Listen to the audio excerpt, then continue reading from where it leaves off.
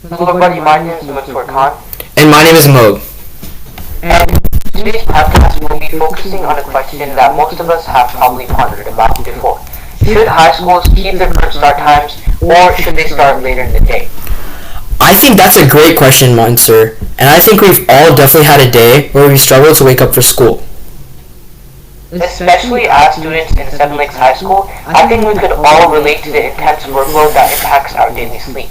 During adolescence, circadian rhythms shift later, meaning teens naturally fall asleep and wake up at later times. According to the American Academy of Pediatrics, teenagers need about 8 to 10 hours of sleep, yet most of us don't even reach that goal. So essentially what you're saying is that from a biological standpoint, early start times create a mismatch from when we wake up and when we're actually supposed to wake up? Exactly. Earlier start times significantly interfere with this natural shift in circadian rhythms. I mean, that issue is real, but schools don't operate based on biology alone. You need to consider the fact that there are multiple systems that depend on this early start time. What exactly are those systems?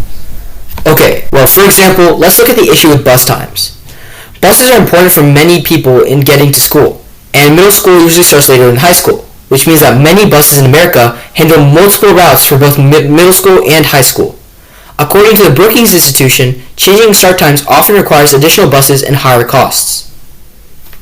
I mean, considering how much of America's budget is directed towards insignificant things, I think a small percentage of that could definitely help fix the entire cost for the systematic reformations for buses. Exactly. Just like how trillions of dollars get piled into constructing AI data centers and there's not enough money to fund education. In the same way, there's no money to fund buses even though the money is available to be procured from other sources. But back to your point about biological factors. Did you have anything else to add on? Yeah, I also want to focus on just how widespread this issue of sleep deprivation is. The Centers for Disease Control and Prevention reports that over 70% of high school students don't get enough sleep. But is the issue earlier start times, or is it something else entirely? I think the issue is mostly early start times, primarily because they limit the amount of sleep that students can get. Well, I think most of us could agree that we procrastinate, or at least we slightly delay the time at which we complete our work. This is an issue not only for teenagers, but also for all age groups. It's not limited to just teenagers. Yeah, honestly, I find it difficult to complete my work on time. That's my point. A student's personal choice to delay the time that they complete the work also plays a role in limited sleep. In fact, research from the National Library of Medicine states that procrastination is associated with shorter sleep duration.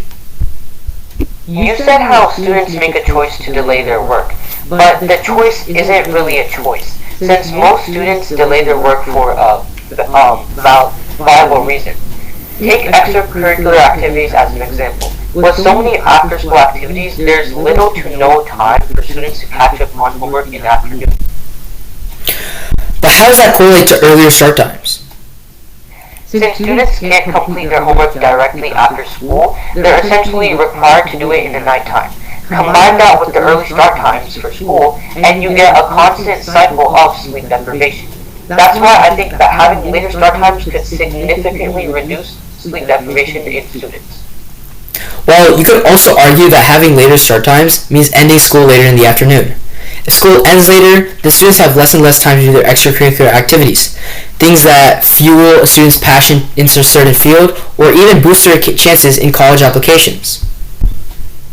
That is a good point, since coming back late from school almost always results in a tight schedule. Yeah, not just that, but you also have to account for basic habits a student does after they come back from school, like freshening up, having a meal, tidying up your room, or even taking a nap. But there is still overall improvement. For example, research from the University of Washington found that students gain on average about 34 minutes of additional sleep after start times were delayed. Although you do gain additional sleep, the main issue is that work is done even later in the night when start times are delayed. But doesn't that balance out? If an individual sleeps an hour later tonight due to a tight schedule, they still start school an hour later to accommodate for that hour of sleep loss. Not really, because circling back to your original point, the circadian rhythm also gets messed up. Sleeping so late into the night causes your body to be overly drowsy and tired once you wake up in the morning, and like you said, that messes up your biological clock. That's a very good point. While later start times improve mornings, they don't necessarily improve the entire day. But regardless of drowsiness, it is no debate that the University of Washington study proved later start times in the school meant more sleep. Did the school manage the issue of rescheduling buses? Yes, and it was done pretty easily actually. According to the study, schools shifted their opening bell almost an hour later from 7:50 a.m. to 8:45 a.m. Along with this, extracurricular activity schedules changed and school buses were redeployed successfully. So if rescheduling buses isn't an issue, why haven't high schools nationwide implemented later start times, especially due to all these positive benefits? There are still limitations to how schedules can be changed, but we're focused on whether or not having later start times is the better option, not giving a solution for schools that can be implemented. I think another overlooked issue is how later start times affect parents. Some parents leave for work really early in the morning, and if schools start later, that can create problems for transportation or supervision at home. Especially since now that all these kids are waking up later and they have extra free time on their hands, parents will undoubtedly want to make sure that their kids get to school safe. That's true, especially for families where both parents work. But at the same time, if students are healthier and more alert, that could reduce stress for families overall. There's also the academic side. Some people believe that starting earlier trains students to adapt to real-world schedules and responsibilities, mimicking that of a real-life job. But even many workplaces are becoming more flexible now. Plus, school is supposed to support learning, and if students are exhausted every morning, then learning becomes less effective. I can agree with that. I've definitely had classes where I was physically awake but mentally half asleep, partly because of my procrastination and partly because of the course load I was facing. Same here. And researchers have connected sleep deprivation with reduced concentration, memory issues, and even higher levels of anxiety and depression among teenagers. That actually makes sense. If students are constantly sleep deprived, they're probably going to be more stressed throughout the school day because of the problems that stem from it. Exactly. And the effects don't stop at academics either. Student athletes, for example, depend heavily on recovery and rest. Less sleep can reduce athletic performance and increase fatigue. But if schools start later and sports end later too, then athletes might still lose sleep because practices and games go further into the evening.